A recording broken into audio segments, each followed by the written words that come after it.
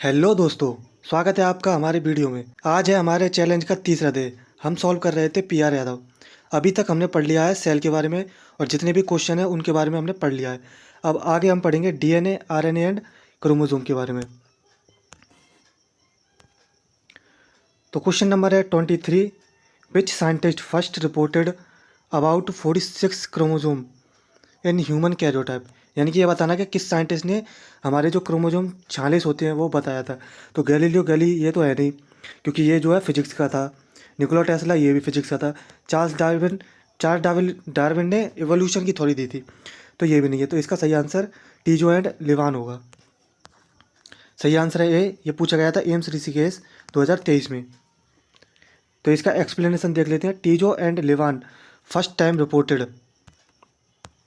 First time reported the human diploid chromosome number 46 at University of Lund, Sweden in December 1955. The finding was published in April 1956 में।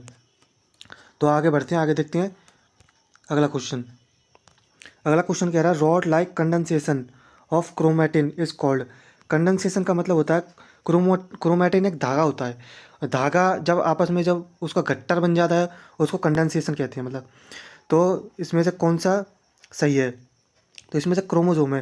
जब chromatin जो धागा होता है वो गट्टे बनाता है और कंडेंसेशन कर लेता है तो उससे क्रोमोसोम बनता है। तो इसका सही आंसर सी है। ये पूछा गया था एम्स ऋषिकेश 2023 में। सही आंसर है C. Chromatin is largely uncoiled chromosome. जो क्रोमैटिड होता है ना वो लार्जली अनकॉइल्ड क्रोमोसोम होता है। यानी कि क्रोमोसोम का अगर हम उधेड़ दें, उसको सारे रे से निकाल लें तो उसको हम क्रोमैटिन बोलेंगे। आगे देखते हैं क्रोमोसोम कंटेन। अब इसमें बताना बहुत ही सिंपल है। इसका ए होगा डीएनए। सही आंसर है ए। अगले क्वेश्चन पे आते हैं। अगला क्वेश्चन है क्वेश्चन नंबर 23 और इसमें पूछा गया है genetic material deoxyribo nucleic acid is contained in. ये बताना है कि डीएनए कहाँ पे स्टोर होता है। मतलब तो क्रोमैटिन में तो वो क्रोमैटिन ही खुद डीएनए का बना होता है। न्यूक्लियाई इसमें भी नहीं होता। क्रोमोसोम के भीतर डीएनए होता है पर वो उसको कंटेन नहीं करता, वो खुद डीएनए का बना होता है। इसका सही आंसर है न्यूक्लियस। न्यूक्लियस के अंदर जो है ये डीएनए होता है। अगले प्रश्न पे आते हैं। ये प्रश्न पूछा गया था एम्स नागपुर नर्सिंग ऑफिसर 2020 में। अगला प्रश्न है Which of the following is a long continuous strand of DNA that carries genetic information। तो इसका सही आंसर है क्रोमोसोम। राइबोसोम तो है नहीं क्योंकि ये प्रोटीन बनाने का काम करता है। न्यूक्लियस सेल का सेंटर होता है। माइटोकॉन्ड्रिया भी इसका आंसर नहीं है। तो इसका आंसर है सी क्रोमोसोम। सही है सी। ये पूछा गया था AIIMS Jodhpur nursing officer nursing staff 2018 में। अगला प्रश्न में आती है normal human cell has chromosome. तो ये तो सबको पता है। इसका सही आंसर है 46। ये पूछा गया था जीएमसी नर्सिंग ऑफिसर 2022 में। रेलवे में पूछा गया था ये 2015 में। तो अगले प्रश्न पे आते हैं which among the following is the smallest human chromosome. तो ये हमको बताना है कि सबसे छोटा जो है कौन सा होता है।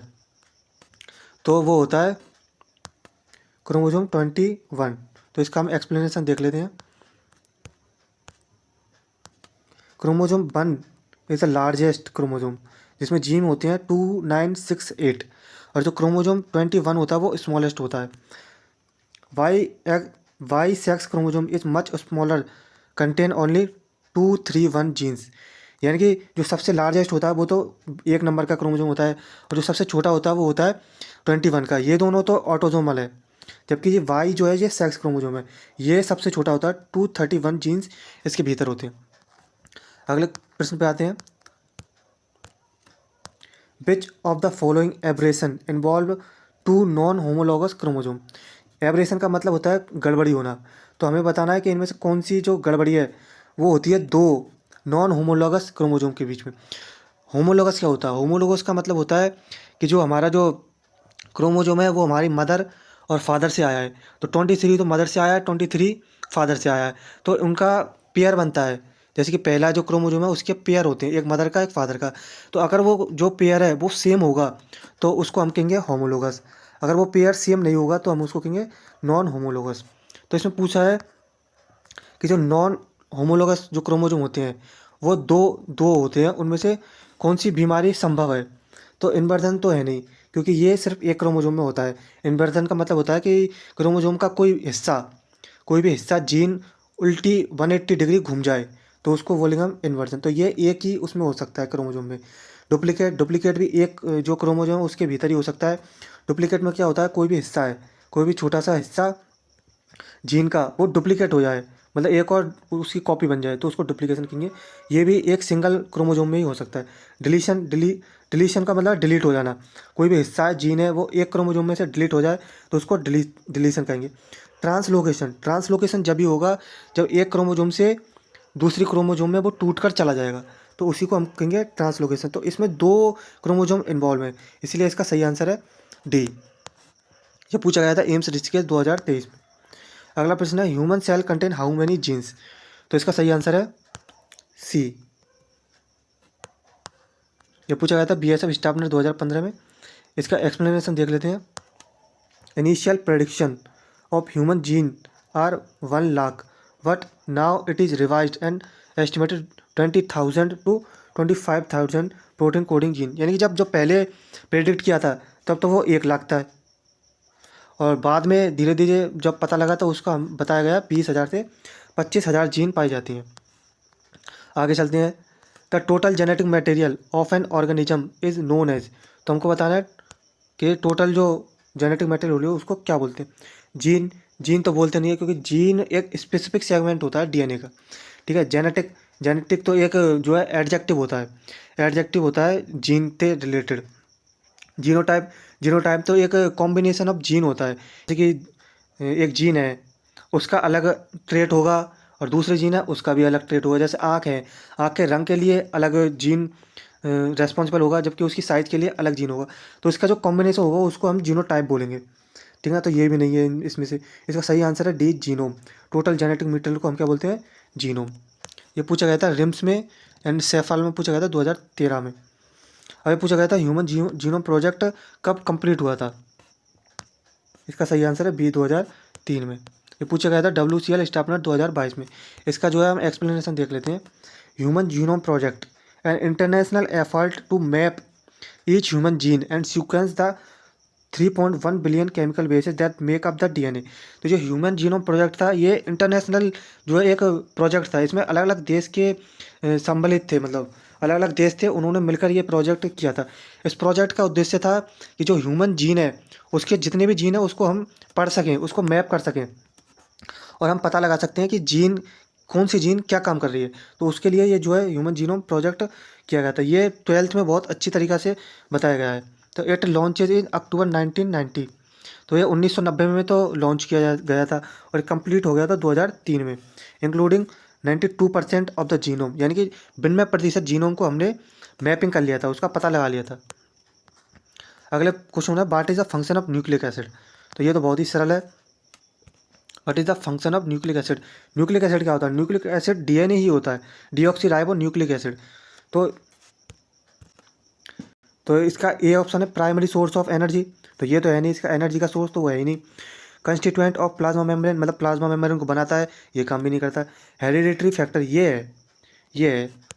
इसका सही आंसर है सी, WCL स्टाफ नर्स में पूछा गया था 2022 में। अब अगला प्रश्न देखते हैं। Transfer of genetic information from one generation to another is accomplished by. इसका भी सीधा सा आंसर है ए, डीएनए।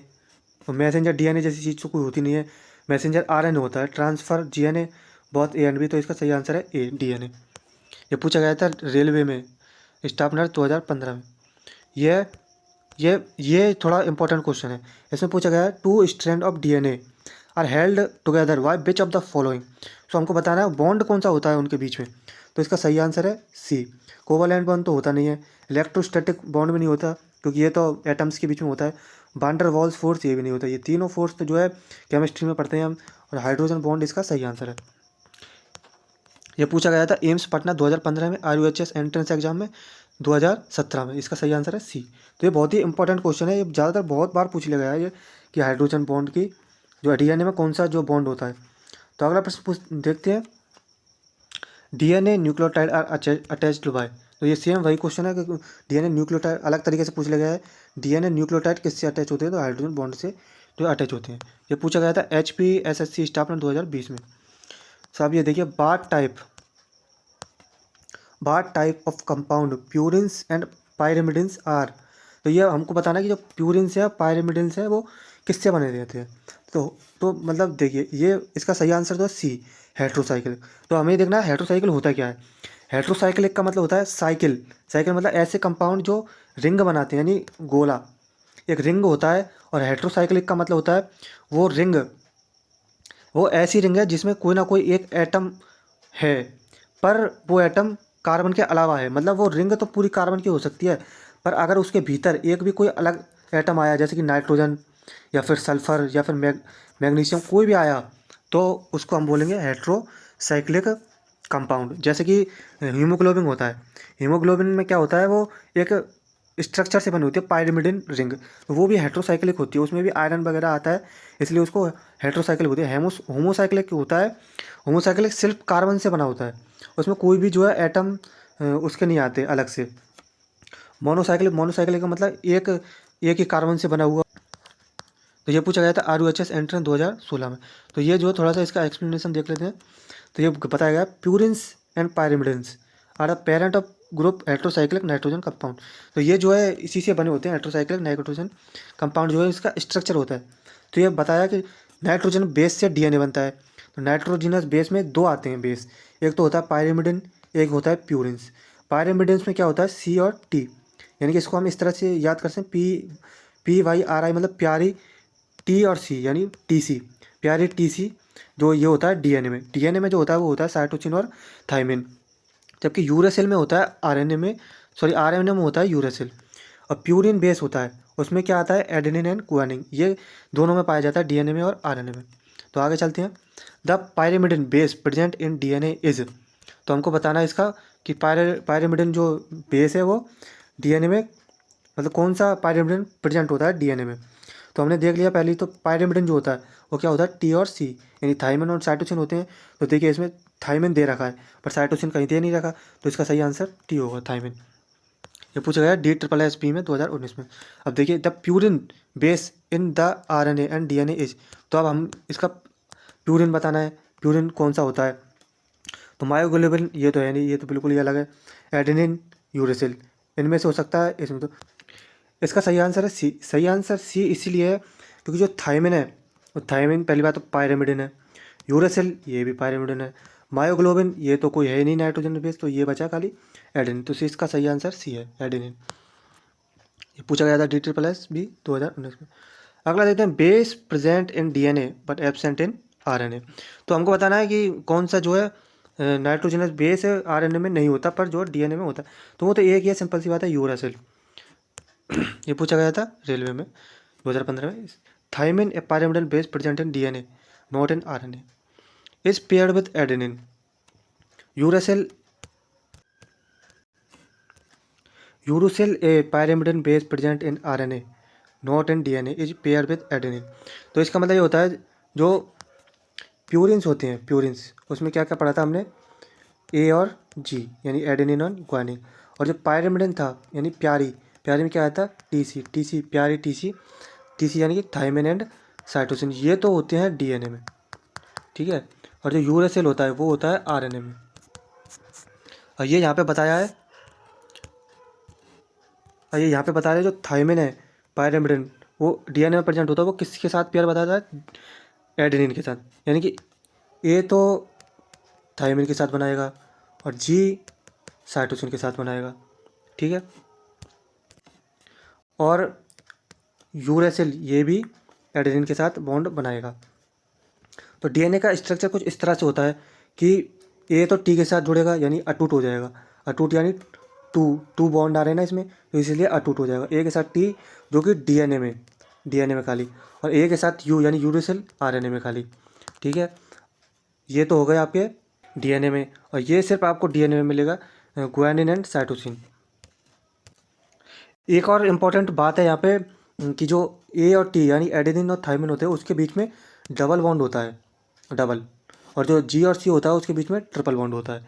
ये थोड़ी बहुत ही इंपॉर्टेंट बात थी जो हमने डिस्कस कर ली यहाँ पे।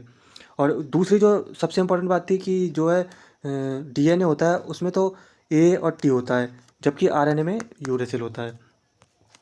आगे बढ़ते हैं। Adenine in DNA structure pair with, ये सीधी सी बात है कि DNA में किसके साथ जो है बनाता है एडेनिन। तो एडेनिन हमने पढ़ लिया AT यानी एडेनिन और थाइमिन। तो इसका सही आंसर है ए, थाइमिन। यानी कि ए तो हमने पढ़ा था किसके साथ बनाता है, टी के साथ और यू के साथ। टी के साथ कहाँ बनाता है, DNA में, जबकि यू के साथ बनाता है RNA में।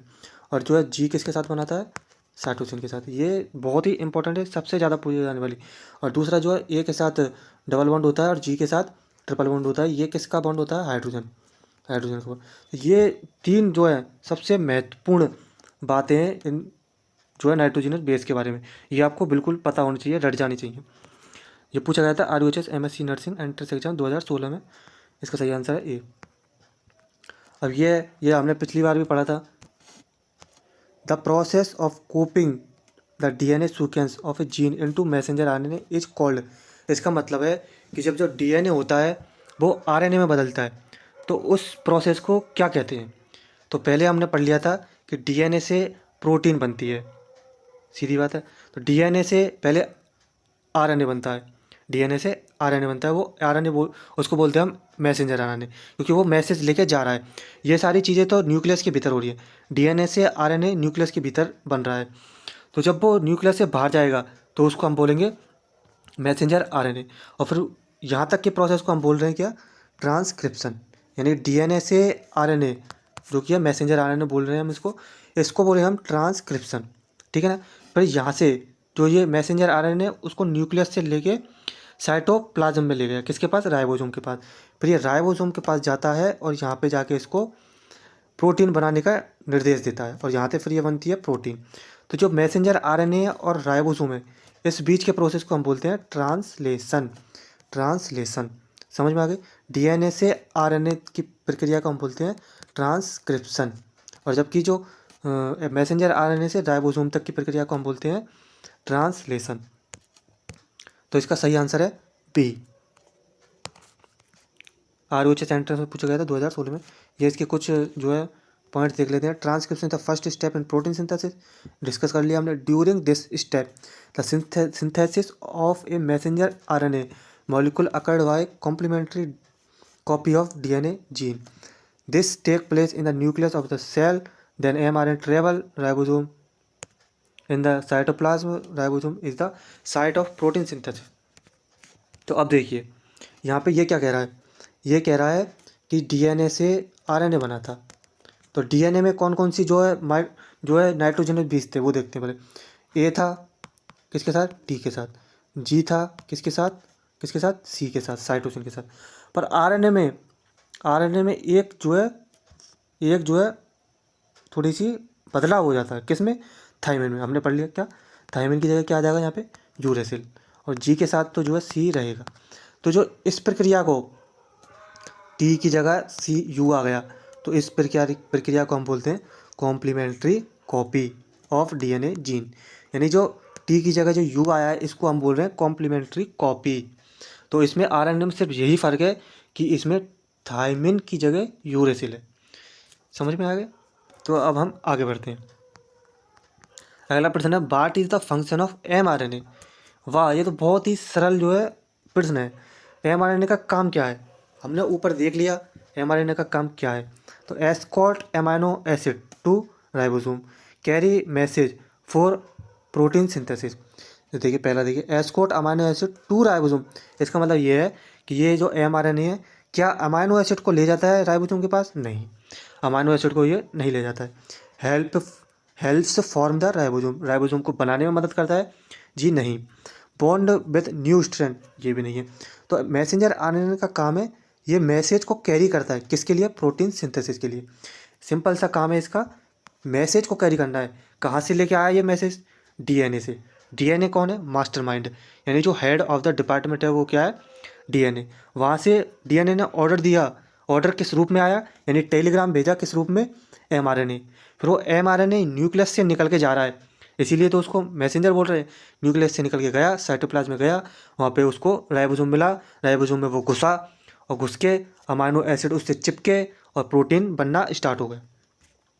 ठीक है, ये प्रश्न पूछा गया था AIIMS Jodhpur senior nursing officer 2023। Correct answer है इसका B. mRNA carries the code for specific amino acid sequence from the DNA to the cytoplasm for the protein synthesis। आगे देखते हैं which mode of information transfer usually does not occur, तो हमको बताना है कौन से यूजली नहीं होती है। डीएनए टू डीएनए होती है। कैसे होती है? डीएनए टू डीएनए रेप्लिकेशन के द्वारा होती है। जब हमें डीएनए की कॉपी बनानी होती है, ये कौन करता है? बैक्टीरिया, वायरस वगैरह होते हैं, हमारे शरीर के अंदर घुस जाते हैं और हमारे जो है डीएनए को पहले तो कॉपी करते हैं और हमारे डीएनए जैसा उसको बना लेते हैं। और डीएनए टू आरएनए ये तो होता ही है। डीएनए टू डायरेक्ट प्रोटीन ये संभव नहीं है अभी तक, क्योंकि जो डीएनए होता है न्यूक्लियस के भीतर, और जो वो राइबोसोम होता है वो कहाँ होता है? साइटोप्लाज्म के भीतर। तो वहाँ तक पहुँचने के लिए आरएनए की आवश्यकता होती है। तो ये इसका सही आंसर है। ये पूछा गया था RUHS MSc एंट्रेंस एग्जाम 2016 में। इसका थोड़ा सा एक्सप्लेनेशन देख लेते हैं। During process of protein synthesis first DNA form mRNA, ये पढ़ लिया हमने। Then mRNA into ribosome form protein. So direction of information transfer is DNA to RNA, RNA to protein. DNA to DNA formation called replication. अब आगे देखते हैं हम question number 46। A medical disorder resulting from mutation in the DNA repair system is. तो सबसे पहले इसको तो आप बिल्कुल हटा ही दो। नेफ्रोटिक सिंड्रोम, इससे नहीं होता। पॉली सिंड्रोम जैसी पहली बात तो कोई चीज़ होती नहीं है। क्यों? पॉली का क्या मतलब होता है? पॉली का मतलब होता है एक से ज़्यादा, सिंड्रोम का मतलब होता है सिम्टम्स। तो एक से ज़्यादा सिम्टम्स किसी बीमारी में दिखते हैं तो वो पॉली सिंड्रोम कहलाती है। तो बहुत सी बीमारियाँ ऐसी जिनको पॉली सिंड्रोम कहलाती है, पर कोई स्पेसिफिक इसमें नाम नहीं दिया गया। तो ये दोनों तो एलिमिनेट हो गए। अब ब्लूम सिंड्रोम और पियर्स रोबिन सिंड्रोम, इसमें सही आंसर है ए ब्लूम सिंड्रोम। आप इस पियर रोबिन सिंड्रोम के बारे में जो है उसमें पढ़ेंगे आप चाइल्ड हेल्थ नर्सिंग में। तो इसका सही आंसर है ए। इसका थोड़ा सा जो है एक्सप्लेनेशन देख लेते हैं। Bloom syndrome congenital telangiectatic erythema is an autosomal recessive disease caused by chromosomal abnormalities mutation in the BLM gene. It is characterized by facial rashes, mild immune deficiency, dwarfism. Human BLM cell are sensitive to DNA damaging agents such as UV rays. ठीक है, तो इसके बारे में तो आप जो है पीडियाट्रिक्स में आगे पढ़ने वाले हैं, तो अभी हम इसको ज़्यादा डिस्कस करेंगे नहीं। इसका सही आंसर है ए ब्लूम सिंड्रोम। अब ये देखिए अगला प्रश्न है, in bacteria DNA replication which of the following is responsible for relaxing super coiled chromosome to make DNA for accessible for initiation of replication. Initiation of replication, तो ये देखिए हेलिकेज का काम होता है डीएनए डबल स्ट्रैंड होता है। तो जो डबल स्ट्रैंड होता है तो उसके बॉन्ड को यानी कि हाइड्रोजन बॉन्ड को तोड़ने के लिए हेलिकेज काम में आता है। लाइगेज नाम से पता चल रहा है, लाइगेज यानी जोड़ना किसी चीज़ को, तो ये जोड़ने के काम आता है। और प्राइमेज का काम होता है रेप्लिकेशन के। तो हम ये प्रश्न का कहने का मतलब ये है कि ऐसा हमको एंजाइम बताना है जो क्रोमोजोम एक गट्ठे जैसा, मतलब बहुत ही पतला सा धागा ऐसा होता है, उसको किसी चीज़ के ऊपर लपेट दिया हो, रैप कर दिया हो, तो बहुत ज़्यादा सुपर कॉइल्ड हो जाता है वो। तो उसको जो है एक धागे में यानी कि उसको सुलझाने में कौन सा जो है एंजाइम उपयोग में आता है? तो हमने ये तो आता नहीं है, क्योंकि ये तो हाइड्रोजन बॉन्ड को तोड़ने का काम आता है, लाइगेज जोड़ने के काम आता है, प्राइमेज रेप्लिकेशन के काम आता है। तो बच्चा सी है, तो इसका सही आंसर टी है, टोपो आइसोमेरेज 2। ये पूछा गया था WCL स्टाफनर 2022 में। इसका एक्सप्लेनेशन देख लेते हैं। For bacterial DNA replication to begin the super coiled chromosome is relaxed by topoisomerase 2. An enzyme called helicase then separate the DNA strand by breaking the hydrogen bond between the nitrogenous base pairs. आगे चलते हैं। In the following way, leading to chromosomal abnormality, cell of body are compounded of cells of two or more genetic different chromosomal types. तो इसका कहने का मतलब ये है, हमको ऐसी बीमारी बतानी है इन चारों में से, in the following way leading to chromosomal abnormality, cells of body are compounded of cells of two or more genetically different chromosomal types. इसका मतलब ये है कि हमें इनमें से ऐसी बीमारी बतानी है कि वो किसी एक आदमी के भीतर हो। तो होता क्या है कि कोई एक आदमी है तो उसके भीतर एक ही जीनोटाइप होता है, मतलब जो उसके जीन होते हैं वो उसमें एक ही तरह की इन्फॉर्मेशन होती है। पर अगर एम्ब्रोनिक स्टेज में फीटस जो होता है उसको म्यूटेशन हो गया, तो उसके कारण क्या होता है, कुछ कुछ सेल ऐसी होती है जिन्हें म्यूटेशन हो जाता है, और म्यूटेशन के कारण उनको जो है जीनोटाइप थोड़ा सा बदल जाता है, तो वो थोड़ा सा डिफरेंट हो जाता है, जो है पहले जो ओरिजिनल जीनोटाइप था उससे थोड़ा सा डिफरेंट हो जाता है। तो इसलिए अब दो टाइप के जो है जीनोटाइप हो जाते हैं एक ही आदमी में। तो ये किस अवस्था में देखी जाती है, तो डिलीशन, डिलीशन तो एक क्रोमोजोमल वो है एबनॉर्मलिटी, तो ये तो है नहीं। डिलीशन में तो खाली एक जो क्रोमोजोम है उसका थोड़ा सा पार्ट जो है डिलीट हो जाता है। नॉन डिस्जंक्शन, ये भी नहीं है। ट्रांसलोकेशन, ट्रांसलोकेशन में टूट के दूसरे में चला जाता है, बस ये भी नहीं है।